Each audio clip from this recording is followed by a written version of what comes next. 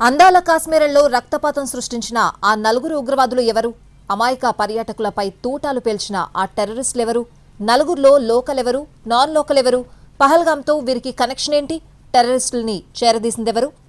జమ్మూ కాశ్మీర్లోని పహల్గామ్ ప్రకృతి అందాల నెలవు, మినీ స్విట్జర్లాండ్గా పేరు. పర్యాటకులందరూ ఆ నేచర్ను చూస్తూ ఎంజాయ్ చేస్తూ ఉండగా నలుగురు టెర్రరిస్టులు ఎంటర్ అయ్యారు. నలుగురు ఆర్మీ దుస్తులు ధరించి ఆటోమేటిక్ రైఫిల్స్తో వచ్చారు. మన భారత ఆర్మీనే కదా అని టూరిస్టులు అనుకున్నారు. అంతలోనే తూటల వర్షం కురిపించారు నలుగురు ఉగ్రవాదులు. 28 మందిని చంపారు. పహల్గామ్ ఉగ్రదాడిలో పాల్గొన్న ఉగ్రవాదుల ఫోటోలు, ఊహా చిత్రాలను దర్యాప్తు సంస్థలు విడుదల చేశాయి. ఆసిఫ్ ఫౌజీ, సులేమాన్ షా, అబూతాలాగా గుర్తించారు. వీరికి మూసా, యూనిస్, ఆసిఫ్ అనే కోడ్ నేమ్స్ ఉన్నాయని అధికారులు ప్రకటించారు.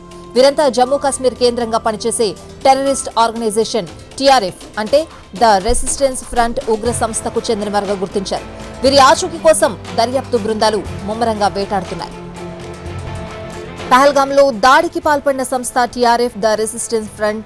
నలుగురు ఉగ్రవాదులు ఈ సంస్థకు చెందినవారే. పాకిస్తాన్ లష్కరే తోయిబా ముసుగు సంస్థ ఇది. ఆర్టికల్ 370 రద్దు తర్వాత ఏర్పడింది.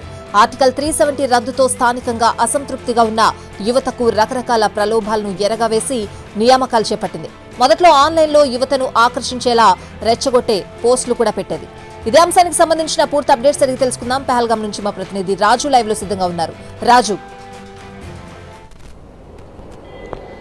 యశ్వతి, ఏదైతే భారత్ కు పెను సవాల్గా మారినటువంటి కాశ్మీర్ ఉగ్రదాడి వెనుక ఖచ్చితంగా పాకిస్తాన్ కు సంబంధించినటువంటి లష్కరే తోయిబాకు సంబంధించిన ఉగ్రవాదులే ఉన్నారనేది స్పష్టమైంది. అయితే నేరుగా లష్కరే తోయిబా ఈ అటాక్ లో పాల్గొనకపోయినప్పటికీ కూడా ఆ లష్కరే తోయిబాకు ముసుగు సంస్థగా అంటే అనుబంధ సంస్థగా ఉన్నటువంటి ది రెసిస్టెంట్ ఫ్రంట్ కి సంబంధించినటువంటి ఆర్గనైజేషన్ ఇక్కడ దాడి చేసినట్టుగా తెలుస్తుంది. మొత్తం ఈ దాడిలో పాల్గొన్నటువంటి ఈ 7 ఎవరైతే ఉన్నారో దీనికి మొత్తం కూడా కీలక సూత్రధారిగా లష్కరే తోయిబాలో కమాండర్ గా ఉన్నటువంటి సైఫుల్లా కసౌరినే అంటే అతనే ఖలీద్ అని కూడా చెప్తుంటారు. అతనే కీలకంగా వ్యవహరించినట్టుగా తెలుస్తుంది.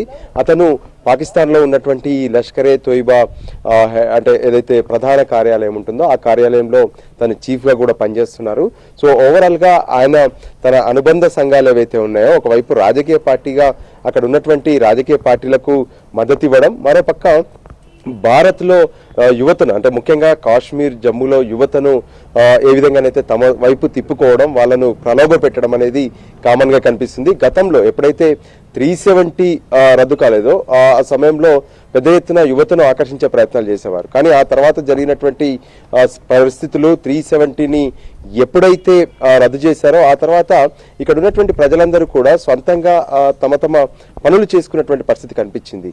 కానీ అయినప్పటికీ కూడా అసంతృప్తిగా ఉన్నటువంటి యువతను టార్గెట్ చేసుకొని తమ సంస్థలోకి తీసుకెళ్లడం, వాళ్లకు ఉగ్రవాద కార్యకలాపాలకు సంబంధించినటువంటి ట్రైనింగ్ ఇవ్వడం. సో ఇప్పుడు ఎవరైతే కనిపించారో మొత్తం 3 పేర్లను స్పష్టం చేసినటువంటి పరిస్థితి కనిపించింది. అందులో ఆసిఫ్ ఫాజ్వీ, తను ఆర్మీకి సంబంధించి అంటే పాక్ ఆర్మీతో కూడా పనిచేశారు, అందుకే ఆసిఫ్ ఫౌజీ అని కూడా ఆయన పెట్టుకున్నటువంటి పరిస్థితి కనిపించింది. సులేమాన్ షా, దాంతో పాటు అబు, ఈ 3 ఉన్నారు. మొత్తానికైతే ఎవరైతే మిలిటెంట్లు గా పనిచేసినటువంటి వాళ్ళు ఉన్నారో వాళ్ళను పట్టుకునేందుకు భారత సైన్యం ఇప్పటికే కూంబింగ్ ప్రారంభించింది. స్వాతి.